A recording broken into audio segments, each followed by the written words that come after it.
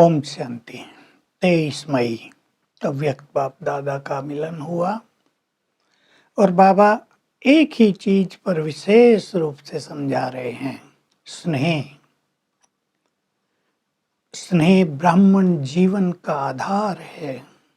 यही अविनाशी है, ये आत्मिक स्नेह है, ये परमात्म स्नेह है। लौकिक में भी जहाँ स्नेह ना हो, प्यार ना हो, कैसा हो जाता है जीवन। अलौकिक में भी जहाँ परमात्म प्यार न हो, सभी जो ब्राह्मण परिवार है उनसे प्यार न हो, तो जीवन में रस कम हो जाता है, जीवन नीरस जैसी हो जाती है। ये परमात्म स्नेह एक ही बार मिलता है। इस समय दो तरह के बच्चे दिखाई देते हैं, बाबा बोल रहे हैं। एक है जो बुद्धि के ज्ञानी, दूसरे हैं जो दिल के स्नेही। अब बुद्धि से जो ज्ञानी है, केवल स्नेह नहीं है, उनके मन में अनेक क्वेश्चन उठते रहेंगे। ज्ञान बहुत है तो क्वेश्चन उठेंगे, योग ऐसे करें या ऐसे करें, योग नहीं लगता है, कंप्लेंट होती रहेंगी, तो क्या क्यों ज्यादा चलेगा। इसलिए जीवन का सुख नहीं मिलेगा, अलौकिक सुख नहीं मिलेगा, याद में मेहनत लगेगी बहुत ज्यादा, इसलिए संतुष्टि नहीं होती। संतुष्टि नहीं होती तो इस जीवन का सुख नहीं मिलता। मेहनत करते रहते हैं। ये बाबा उनकी बात कर रहे हैं जो केवल ज्ञानी हैं, दिमाग के ज्ञानी, दिल के स्नेही नहीं।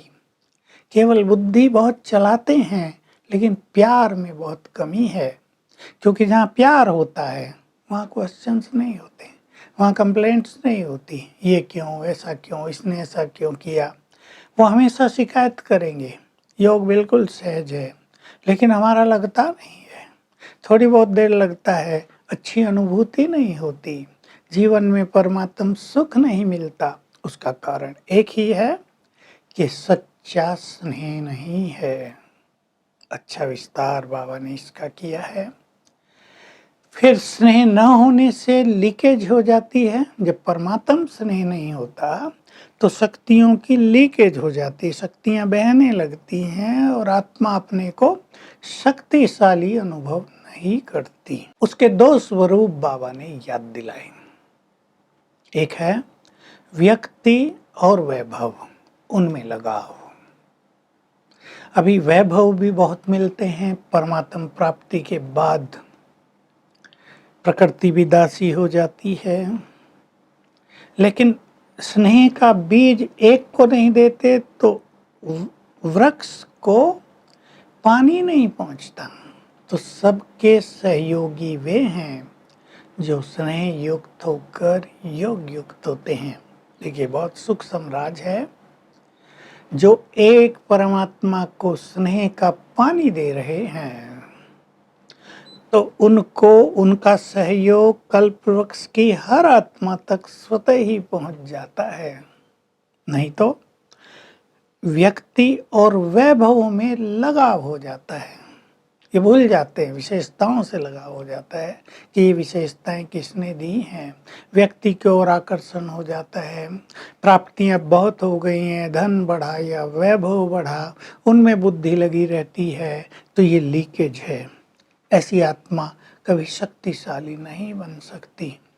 तो जब परीक्षाएं आएंगी, जब कोई बात होगी, वो अपने को बहुत कमजोर पाएंगे। और दूसरा इसी का स्वरूप है ईर्ष्या और नफरत। जिससे ये हैं तो उनकी याद बहुत आएगी ना। चाहेंगे स्वदर्शन चक्र चलाना, चलेगा प्रदर्शन चक्र, उनके ही बारे में बुद्धि चलेगी।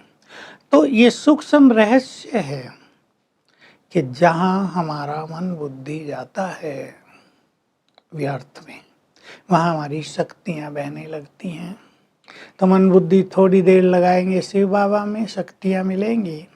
फिर लगाएंगे व्यक्तियों में, वैभव में, या उन मनुष्यों में जिनसे ईर्षा द्वेष नफरत है, तो शक्तियाँ बहती रहेंगी, तो कभी भी शक्तिशाली नहीं बन पाएंगे। बाबा कुछ सूक्ष्म रहस्य भी बता रहे हैं कि वैभव बढ़ते हैं तो कई बच्चे आराम से रहने लगते हैं, और बोलने लगते हैं हमारा हठ योग थोड़ा ही, हम तो सहज योगी हैं, और फिर योग लगता नहीं। आराम से रहने में बेआरामी ज़्यादा हो जाती है। फिर बाबा ने कहा ये बन जाता है जैसे सोने का हिरण, और सीता मर्यादा से बाहर निकल जाती है। फिर गलती हो जाती हैं, फिर क्षमा मांगते हैं, सॉरी करते हैं, पश्चाताप करते हैं, लेकिन इससे कुछ होता नहीं, दाग तो रह ही जाता है। तो हमें शक्तिशाली बनना है ताकि हम इन चीज़ों में फंस न जाएं। विदेशियों का ग्रुप है, बाबा ने एक सुंदर बात कही, सभी डबल हीरो हो। आप सभी का डबल हीरो का पार्ट है पहला, विदेशियों का ही नहीं, हम सब का भगवान के साथ पार्ट बजा रहे हो, देखो कितना सुंदर भाग्य। दूसरा, अनमोल हीरे बन गए तो पूरा कल्प हीरो पार्ट बजाएंगे। तो हम इस तरह अपने नशे में रहें और अनमोल हीरा, बेदाग हीरा बनने का संपूर्ण पुरुषार्थ करें। तो आज हमें ध्यान देना है स्नेह पर। स्नेह भरी जीवन है, स्नेह भरी जीवन उनकी होती है जो दूसरों के अवगुण ये वो नहीं देखते, अपने को देखकर अपने को चेंज करते, जिन्हें सब अच्छे लगते हैं और जो परमात्मा से जुड़े रहते हैं। तो क्रिएटर बहुत अच्छा तो उसकी क्रिएशन भी बहुत अच्छी है। इस स्मृति में रहने वाले प्रीत बुद्धि रहते हैं, भगवान से ही नहीं मनुष्यों से भी एक आत्मिक स्नेह बना रहता है और उनका जीवन बहुत सुखी हो जाता है। वो इस यात्रा को सुखपूर्वक, संतुष्टतापूर्वक तय करते रहते हैं। तो हम अपने जीवन को शिकायतों से नहीं, स्नेह से भरपूर करें। वरदान है संकल्प दृष्टि वृत्ति से व्यर्थ को समाप्त करने वाले सच्चे ब्राह्मण संपूर्ण पवित्र भव। तो सारा दिन हम दृष्टि वृत्ति देखते क्या हैं, दैहिक दृष्टि रहती है, तो संकल्प भी चलते हैं।